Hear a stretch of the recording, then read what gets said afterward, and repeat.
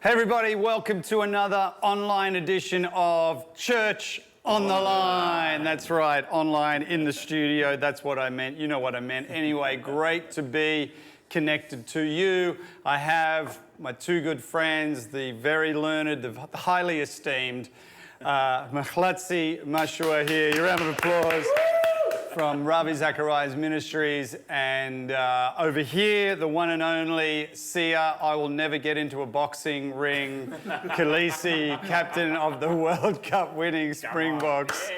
We've just been talking about what you would or wouldn't do as far as sports goes. Now, I know there's a lot going on in our world right now with the corona pandemic, and we're all in lockdown and experiencing the world in a way we never have before. But Sia is telling us that he wouldn't box because there's no way he would punch someone, they would punch him back, and then at the end, he's supposed to say, well done, you're a great guy. No. If someone beats me up or I tap out or do anything like that, I'll be crying and stuff. And you want to hug me and tell me what happened? We did well. No. But here's the thing. Then Mahlatse says, but what about rugby? No, it's okay. You tackle me, I can hit you. But if I'm scared of you, I can hit you blindside. You don't see me. When you're fighting and boxing someone, it's confrontational. It's right here. There's no place to hide. It's just you two. So in rugby, you hit someone hard, you tackle them hard, you know, whatever. You're on the ground, they're on the ground. You kind of push, you know. Sometimes you do. But I mean, I've got guys like, if I see this guy, no, I can't handle him. I'm like, even that one is giving me trouble. Even if you're watching. He's my guy. So I came on again. My first test was against Scotland. We played in Bobella Stadium. And I was on the bench and I was sitting there and they told me I must go play. 5 minutes into the game, somebody got injured and I came up. And you know, it's one of those things, you don't need motivation for the day. You're ready, you're fired up. Yeah, now I'm pumped, I'm excited, I'm all, whoa, I caught this boy's walking even. He's so big, he's the same age, he's played a little bit more games than I have. He grabs me, he grabs my head, and I had no hair then, but his hand covers my whole head. Now the opposition is looking at this. I'm like, stop this. I'm trying to intimidate him. Now I look like a child. He's holding me like this. I'm like, hey, man, I'm trying to look hardcore here, you know. And then I was like, you know what, I'm nervous. And I look at Evan, and I know me and Evan have been friends since we were, I think, 17 years old. I know if anybody touches me, Evan will protect me. Yeah. And that's how it's been. So I would start a fight, and I would grab someone. Yeah, and then Evan would just grab the person off. Evan comes and sorts it out. We fought the Lions once, and I was fighting Cotnos Kosan, and I was pushing him, and I grabbed his throat, and then somebody held me like this. I wasn't even worried. 2 seconds, he was off me. I knew it was. I didn't even look. Because Eben was there. Eben was there. Everyone needs an Eben in their life. I think that's the lesson right now. So let's talk about what is going on currently in the world. We're kind of having a discussion around all of this. I wanted to ask you, Mahlatse, and you know, a lot of people are asking these kind of questions. Again, when we feel fearful, when we feel worried, when we're like, what is happening? Where do we find God in these kind of places? You know, because sometimes it seems easier to pray when things are going well. Yeah. But maybe people are going, I don't even know what to pray anymore because my world isn't normal. You know, I don't even know. Some people are going, I don't know if I'm going to have a job anymore. You know, it's all changed. What do you pray when you don't know what to pray? Well, that's a good place to start. Is God, I don't know what to pray for. Teach me how to pray. It sounds like a cop-out, but actually it's not, because one of the things that we need to start with is trusting God, that he's not surprised by this, that he has a plan, and that he's sovereign, that he's in control. And I think if we don't start at that place and we don't have that, we'll be praying all sorts of things. And there can be like a checkbox of things to pray for, praying for provision, praying for our leaders who are trying to get us through this time, praying for resources for those who are in the front lines, praying that people listen and follow good advice right now, social distancing and now we're in lockdown, that people really respect that, praying that there's some really good wisdom, but there's also generosity, a spirit of generosity during this time, praying that there are people who are going to figure out how to bring people to the party. We're hearing about banks coming to the party, government setting up a fund as well. We're hearing about churches. We're hearing about individuals who are doing amazing work. We can pray that this continues, but it starts with this, I needed to find this peace with God. I can trust you during this time.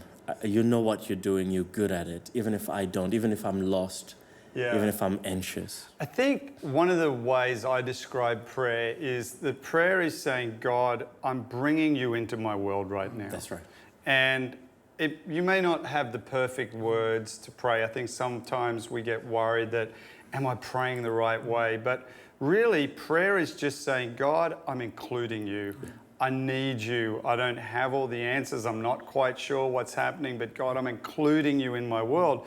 Because as I understand it, as I read the Bible and consider how God relates to us, he's always there, but he's also waiting for an invitation, which is kind of a weird paradox, isn't it? That God's always there, but he waits for us to invite him into our world. And That's right. because in a sense, I suppose you could say he's a gentleman, and that this love that he has for us is not a forced love, but a genuine love that's always there, but waiting for us with open hearts to say, God, I need you. I love that. Prayer in the context of relationship. I think some people reduce prayer to be about asking for things. However, the scriptural idea of prayer is communication with someone that you're in relationship with. So which includes bringing them into your world, saying, I'm opening up, let's have fellowship, let's have communion, just like a child with a parent. It would be weird if our children only had a relationship with us, or my daughters had a relationship with me through asking for things. But they tell me all sorts of things about their world at the moment. I get to hear about the things that excite them, the things that are their nightmares. My children sit me down and say, Papa, I want to tell you about the nightmare I had, and I always have time for them. I make time for them.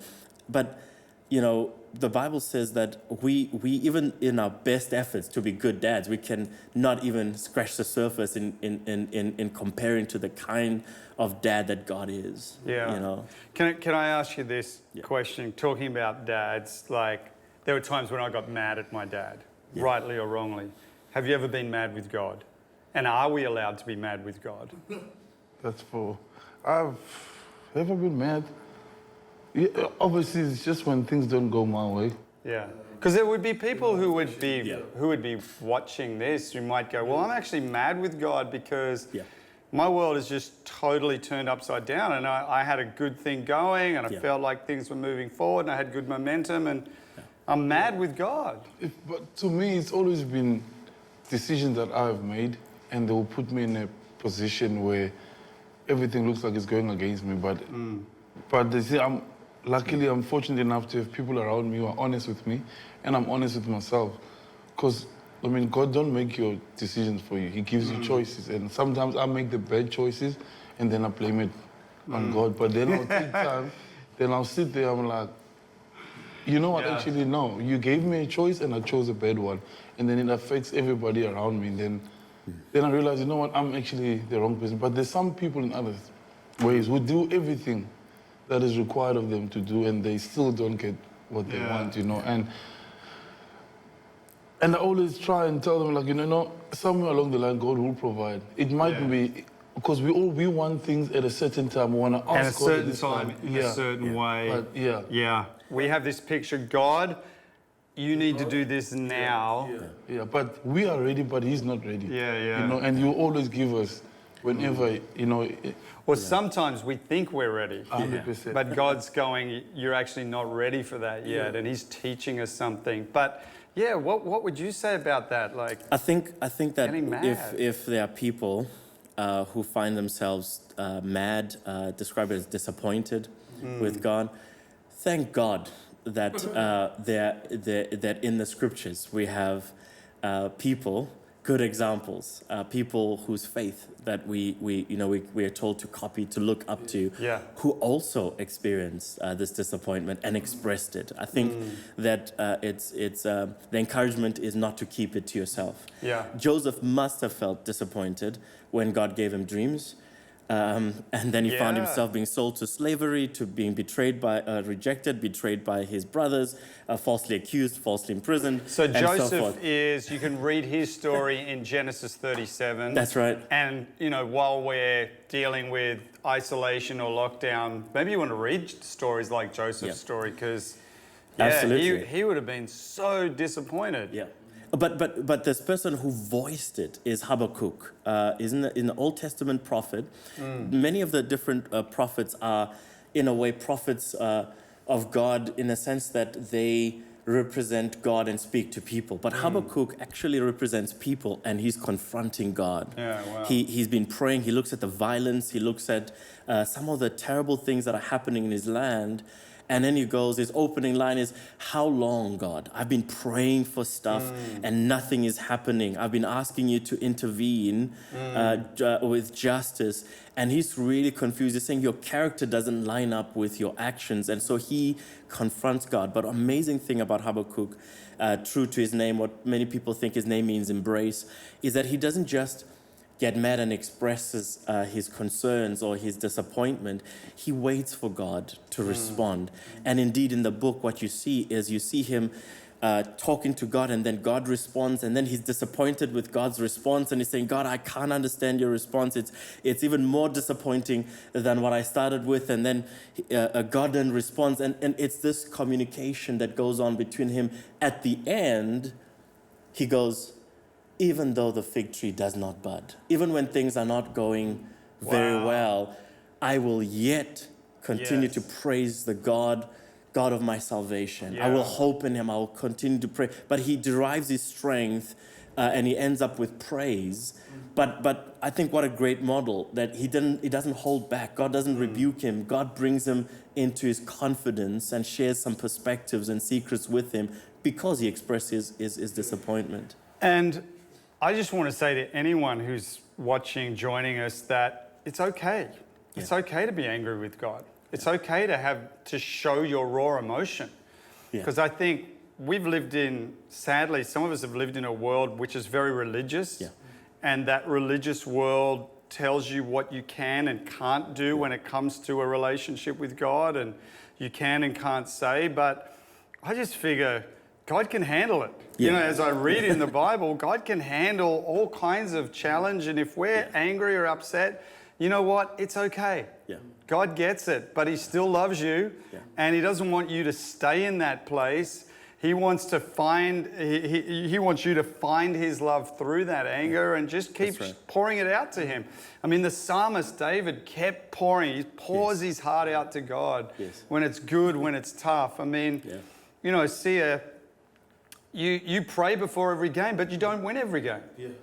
You can pray before a game and then you get injured. 100%. I mean, does that mean God's not answering your prayer? Does that mean you get mad at God? I mean, how do you... No, I think myself and Vessel and Faf, we always share these things to one another.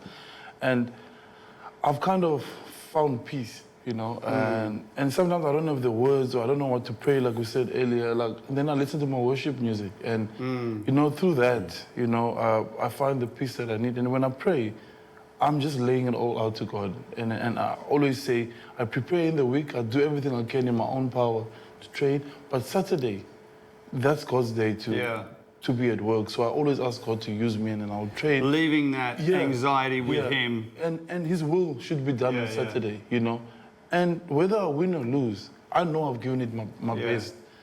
And when I've lost, it's hard. But I'm not going to be angry at God.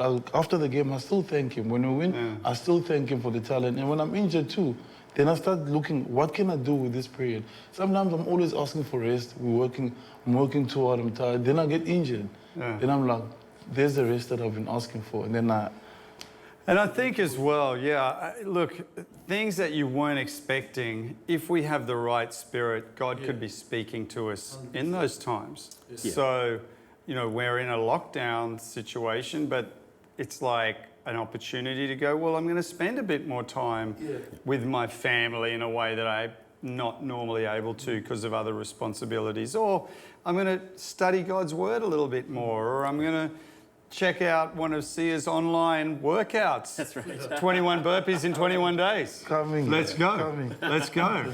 Yeah, I think it's a great perspective to have because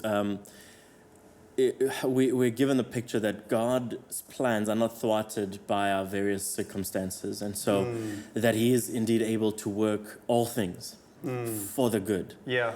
And so sometimes we find ourselves with things not going our way, and it is then prudent to be praying, God, I know that you can prosper me in this situation, that your plans to do me good, to help me to prosper, they're not limited by where I find myself or what I have. Yeah. And so, but I need to sync with your plan, and I need to see what you're doing in that time, because sometimes we think our disappointments are God's disappointments, but they're not. Meanwhile, God may be calling us into a time of prayer and seeking Him because He may have something for us even during that situation that we find really tough. Love it. Love it. You mentioned music. You mentioned you listen to worship music, Christian music, kind of dealing with the lockdown and all of that. What music are you guys listening to? What do you enjoy? You know me, Pastor Hillsong United and Hillsong Hillsong Worship. United. And Hillsong Worship, yeah. Yeah. It was awesome. Vessel knows I'm a huge fan. And you had the privilege of seeing the guys in January at the Passion Conference. I was very bad because I'm like a groupie because I stood behind the pillar. When I saw Joel coming down, I was just there. and then Vessel's like, come, look, I don't know what to do. My jacket, I was sweating. Yeah, and it was so cool. They was actually also excited. I've met JD a couple of times. Yeah. He just couldn't wait. He hurt his leg and he's like, all I want to do, go sit down with you and I want to ask you all the questions. Yeah. He loves rugby so much. And Tim Mena was there as well. So we just spoke, man. They just asked me all these questions and it was so amazing to see that, no, man, they're human, you know? They're human, they go... Believe me, I was their youth pastor. I know how human they are.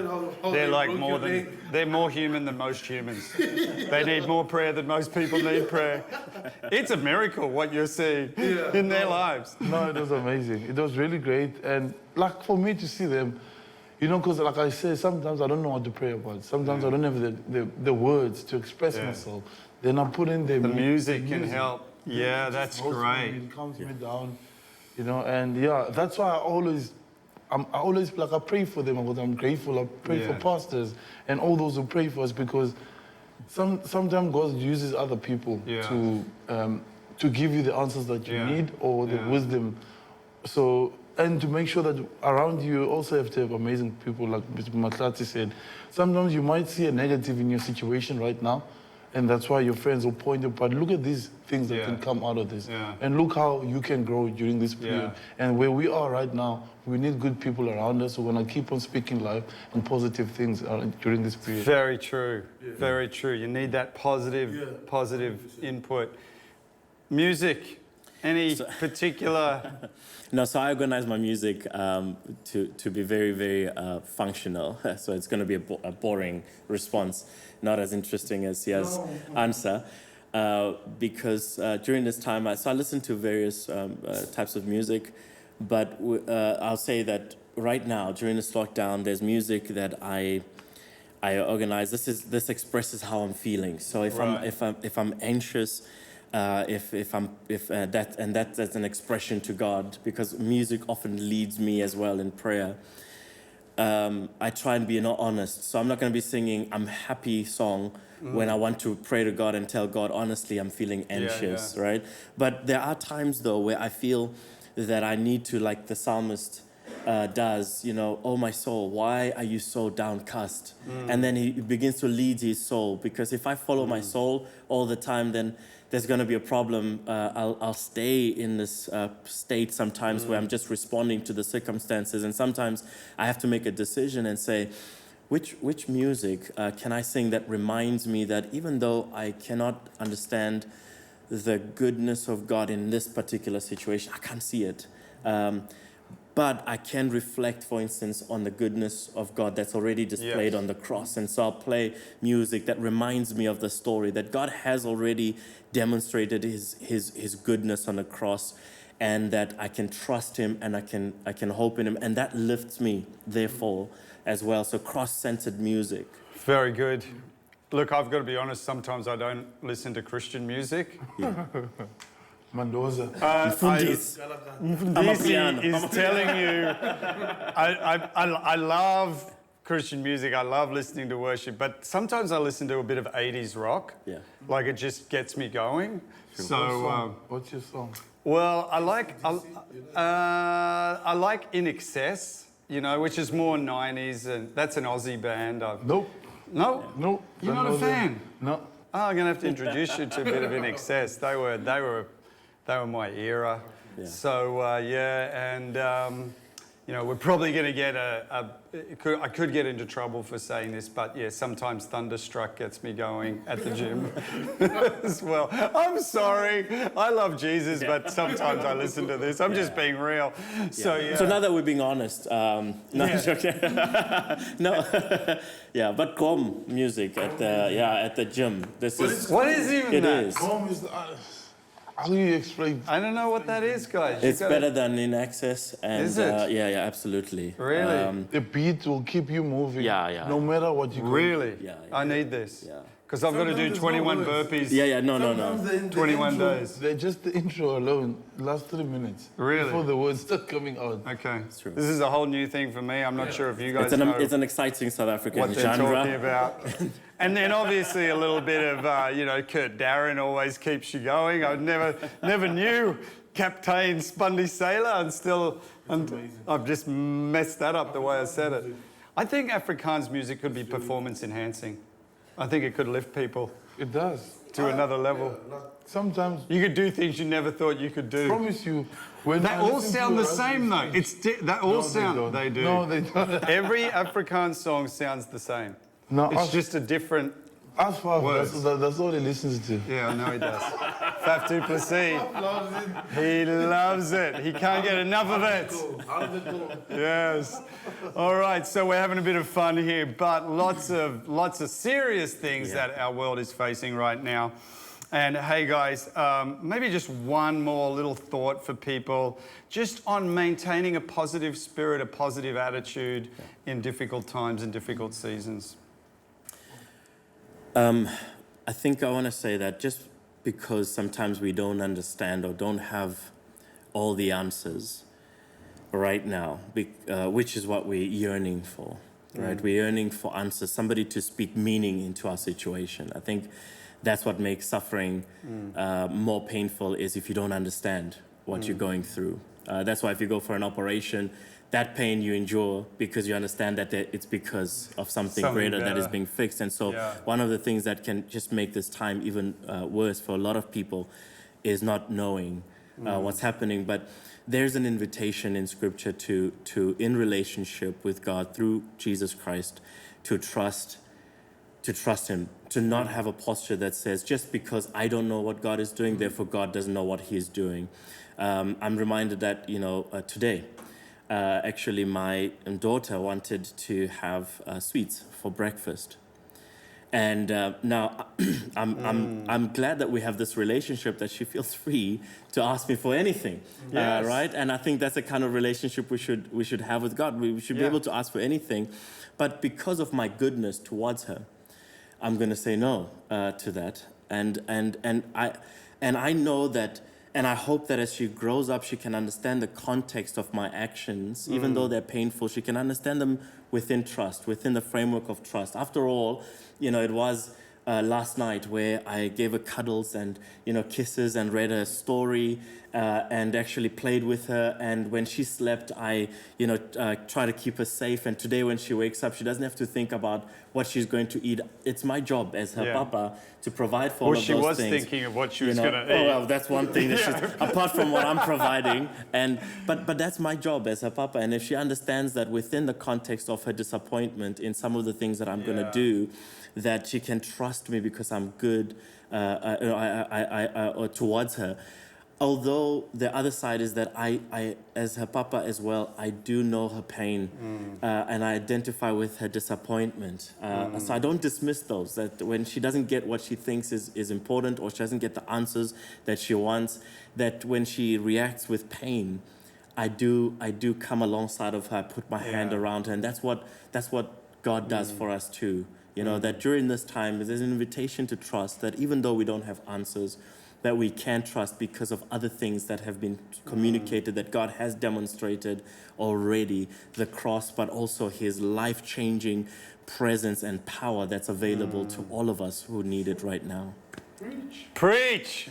Preach, I say. Wow. Hey. Drop the mic there. Thank you, everyone, for joining us. I think on that note, that is just the encouragement I need, we all need.